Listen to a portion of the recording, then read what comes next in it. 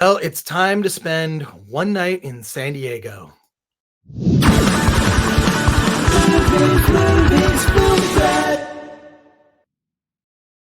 Welcome to the Film Strap Podcast. I am Chris Gore. Happy Blur's Day, because really, what day is it? 2020, you just never know exactly what the day is. I'm constantly having to look at my calendar. But one thing that's always on my calendar is San Diego ComicCon, and there is a fun comedy that's out now and available called One Night in San Diego, about going to San Diego, getting to Comic-Con, or doing your best to get to Comic-Con. I want to talk to the director and one of the actresses from the film. Laura Ashley joined the show. How are you? Hi. How's it going? And director Penelope Lawson. Hey. Thank you so much for being here. Of course. Thanks for having us. Thank you. My first question is, have you been to San Diego Comic-Con? No. I've been to San Diego so many times, but I've never been to Comic-Con, which I should, because that's right up my alley. But I haven't been. Have you, Penelope? I did. I went with a friend, and it was actually really cool. You saw so many different costumes and different people and all the cosplay. Yeah. I was actually really impressed. Yeah, I would be the wacky cosplayer girl for sure. Yeah. I don't want to misrepresent the movie too much. It's more of one of those like everything crazy happens in one night kind of comedy adventures. Oh yeah. And Comic-Con is sort of the thing that kind of precipitates it, but also meeting a boy in San Diego. I want to ask them exactly, but I really like. I mean, it's like a fun. I wouldn't describe it as raunchy. I guess there are some parts that are raunchy. But yeah, it's pretty clean. But for the we just have potty mouths, you know. That's true. Yeah, we have potty mouths. But as far as like gratuitous or anything like that, it's generally pretty clean, actually. Relatively, yeah. The cuddle service, I got to think that's so weird. It probably exists. It does. Oh, it definitely exists. It definitely does. Wait, what? Yes. It's a thing. I actually when I read the script, I was like, is this really a thing? And she was like, oh yeah, here's a YouTube video.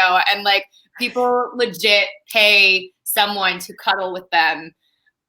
I don't know why. Maybe they need comfort. Who knows? But it's a real thing that happens. And I just thought that was so hilarious. Okay, cuddling, not a bad thing, right? But no. Cuddling a stranger? Oh, a stranger, that's a different thing. Yeah. Oh my God, First of all, I can't believe it's real, but I believe it now because, look where we are. Right? Anything's possible, you know? It's crazy. What, in terms of this, was there anything that Penelope inspired, the script, real experiences? Some of it's fun and crazy, and I feel like I've been to some of those bars in San Diego. Yeah. Well, I'm from the East Coast originally. I'm from New York. So when I first moved out to LA 3.5 years ago, I actually didn't know how close San Diego was to Los Angeles. So me and my friend were like, oh, we're going to go take a road trip. It's going to be so badass. And an hour and 45 minutes later, we were there.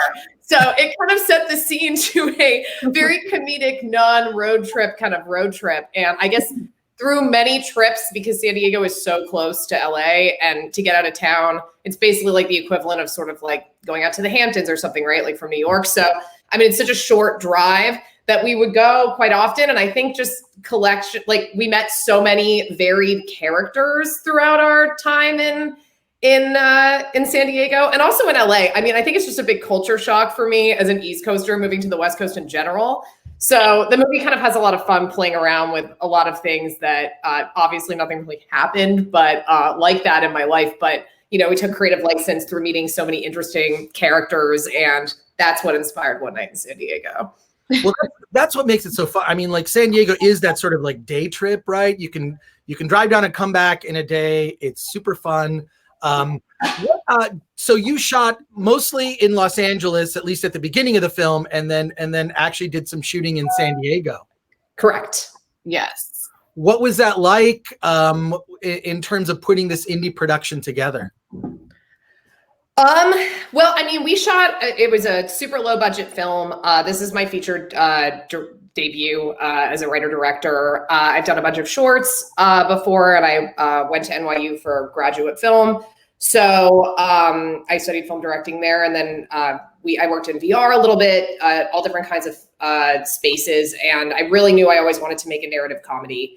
And I think that just working with the budget that we had, and everybody was really, really eager and hands-on to be able to help us create something that I think for how much money the film cost to make, we really, really went above and beyond. It looks much more expensive and much more beautiful. But yeah, definitely some of the stuff that we did shoot in LA that was San Diego, and then we shot mainly the core kind of cruxed scenes with the girls, for example, in the hippie commune right outside of San Diego.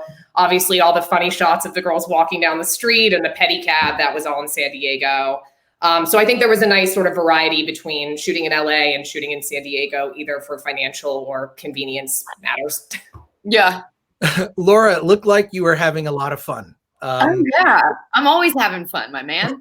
But also the one thing I really, your character, the outfits are super fun. I know. Okay, did you have some input into that? You work with Penelope? No, I didn't. That was all Penelope, and it worked. It totally worked. I'm really into 90s movies, and I'm really into sort of like throwback, cool. Like my favorite movies are like Don't Tell Mom the Babysitter's Dead, and Romeo and Michelle, and Empire Records, and like all those fun movies. And one thing I always noticed was all of those characters always had like really distinct campy style. And I think that's always what made the movie so fun, is like the chicks never took themselves too seriously. It was always like a really, really cool vibe. And like the girls had fun, and I think the clothes are just part of the fun, but it also reflects a lot of Brooklyn and Hannah's different personalities. Oh, totally. When she dropped the pink juicy tracksuit with the pink hat and the leopard fanny pack in my room, I was like, are we doing this? And she was like, oh yeah, we're doing it. And I was like, oh my God. And I put it on, and I just felt so ridiculous, but it just felt so right. It just felt correct for when you're standing outside of the car dealership and you're like, whatever's classy as you're in your Ashley Tisdale outfit, you know? Well, I'm Penelope, I'm so glad you brought up those comedies, because now I see the influence. It's definitely in that realm of doesn't take itself too seriously, fun. I mean, there's drama. There's drama, but okay. So Laura, can you tell me about, working with, I'm sorry, I'm spacing on the actress's name. Jenna. She was great. The chemistry that you had and throughout the film, I mean, that to me made the whole movie. Jenna is so fantastic and so easy to get along with that we kind of just hit it off like right from the beginning. And I was like, I mean, if we're playing best friends, and like, cause like she was kind of my person I would lean on while we were filming, because we were in it together and stuff. And we actually ended up kind of creating a really beautiful friendship outside of the film. But it was super easy to have that relationship with her because she's so easy to get along with and so talented. And it just kind of, it doesn't always flow that way, but it did this time. And I was really pleased with it and happy to be there. It was such a blast. It felt like you guys had known each other, like, it was really crazy. And even people on crew were just like, oh, have they been friends a long time? And I was like, no, they met like 2 weeks ago. Yeah. I'm like, well, it's so nice when like, cause I kind of have that personality and so does she. Like, we just kind of like vibe with everybody. So I was happy that like she was my partner in the film. You know what I mean? Cause like we both have that same kind of personality where we just like click with people and are easy to get along with. So it ended up working out really great. I was happy with it. Now, this being a comedy, did you, Penelope, like in working with the actors, did you like, was some of the stuff improvised? Was it like stick to the script, or like, and then let's do a couple more takes just to be crazy? Because it just seemed like really like super fast paced in terms of the dialogue. Well, because I'm a New Yorker, I can't help. We always have the banter, man. Like, that's just the way it is. So I tend to be very like that in my real life, and I write with a lot of banter. But there's a reason, and I was really hands-on with the casting, and there's a reason that I chose the people that I wanted to work with on this particular film. And it's because I knew, like in directing, I learned at NYU, like, it's like you just really don't want to over-direct, and you want to trust the people that you cast to to live up to what you wrote. And I felt like I never had to be overly hands-on. Like everybody knew after brief discussions and when I cast the parts what the vision was. And I think it was up to everybody knew their job and how they were going to execute it. Like, for example, Laura, I think there was a danger of Brooklyn in the way that she was written being extremely unlikable. And Laura has such a great charm and bubbly personality and charisma about her that I think that she was able to take that and people were like, wow, Brooklyn's like kind of adorable and super likable. Like, and I think that's really what makes the film so great is that, and definitely there was some fun, especially in the hippie commune. Like I remember Eric Nelson turning to me and being like, can I just like go all out with this? And I was like, yeah, I'm not one of those directors that's going to be like giving you line readings. Like, I don't want to tell you how to do your job in the same way that you don't tell me how to do it, you know?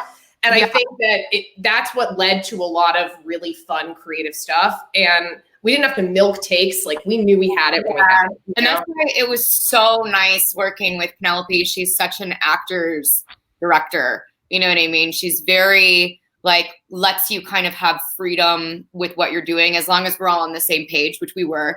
I did feel a lot of freedom to just kind of like do weird things and like test the limits a little bit, you know, like when I slapped Jenna with a wiener across the face, like that was and we loved it. I was like, you better keep that in there because Jenna looked horrified and we were laughing. We were like, you better keep that. Tell me a little bit about what I appreciated about the script was the Brooklyn and Hannah's relationship with men, right? It wasn't like the goal wasn't to get a guy per se. That wasn't like the big part of it. And I really liked there was the dynamic with that bartender character, like just the way that whole thing played out was hysterical. Can you tell me about like just sort of Penelope, how you approached like, I just appreciate a comedy that shows like it just felt very real. The female relationships felt very real. And the way that they dealt with their sort of foibles with men felt also just refreshing. I just feel like in so many movies, and this kind of goes back to the 90s thing, it's like growing up when I watched these films, they were like truly really inspiring kind of female positive characters a lot of the time. And they didn't exist in a world just to be kind of arm candy for a dude. And I sort of wanted to make a movie that gave women the opportunity to be slapstick and silly and funny in like this campy way, but it's not really about their relationships with men. It's about their relationships with themselves and each other. And then if they happen to find a guy outside of that realm, that's great. But girls don't sit around in the way that a lot of these films depict it today. I mean, I think girls are just as potty-mouthed and a little bit, you know, much as guys can be. And I just wanted to show sort of a real life sort of perspective. You know, I don't think Brooklyn went to ComicCon thinking she was going to marry Christian, the performer, but at least I hope not. I hope not, but she might have. Oh my God, that play, the sort of like the play in the holy, I feel like I've been to things like that are just like, what am I sitting in this? It's crazy. I've been to those small kind of theaters that put on plays like that. So like, tell me about that, because that felt authentically bad. Yeah. So funny. Try being actually on set and watching that all day long. I was literally laughing so hard. So there's scenes of me and Hannah like laughing at it, and we hadn't seen it before we sat down to film. So that was our first time watching it, and we were genuine. Like those were genuine reactions of us just like losing our minds because it was so funny. Well, I didn't want them to hear it before they actually saw it take place because I wanted to try to see like some of the shock and awe value. So I think it definitely paid off. I especially really loved in that scene the old man narrator character, the one that gets shot in the beginning. Everybody there was just so funny, and it was so much fun to deal with. And again, I think it's that New York kind of like every actor you meet, they're always like, oh, I was on an episode of SVU, season 5, episode 10. How about you? You know? Yeah. So it just seemed like the perfect kind of musical to base something around that's sort of like, is it offensive or is it not because it's parody? Right. I love the flirting with the fine line, honestly.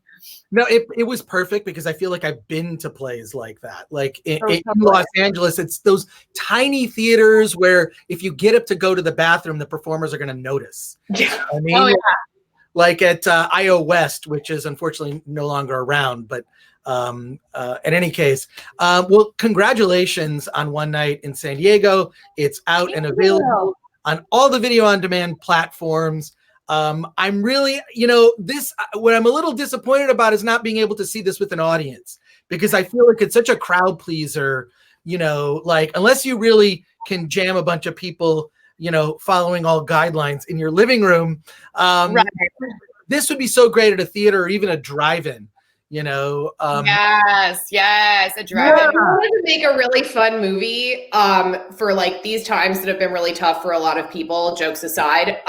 The whole point of this film, I'm so glad it's coming out now, because I think it's a movie that people can just sit back, have a beer, smoke some weed, whatever their poison is, and watch a movie that is a lot of fun for 2 hours and really or 90 minutes and take their mind off of some more stressful stuff in the world. And I think that the girls are a lot of fun. Everyone in the cast is great, and it's a really good laugh. It is a lot of fun, and congratulations to you both. Thank you so much for being on the Film Threat podcast. And thank you to our sponsors, Storyblocks. Go to storyblocks.com/film threat. All sorts of tools for filmmakers. Penelope and Laura, thank you so much. And I'm just so blown away. This is your first film. Really congratulations. Like, you knocked it out of the park. Seriously. Yeah, everyone did on this production, and it's super fun. We could use some fun movies now. Thank you so much. Thank you so very much. Thanks for having us.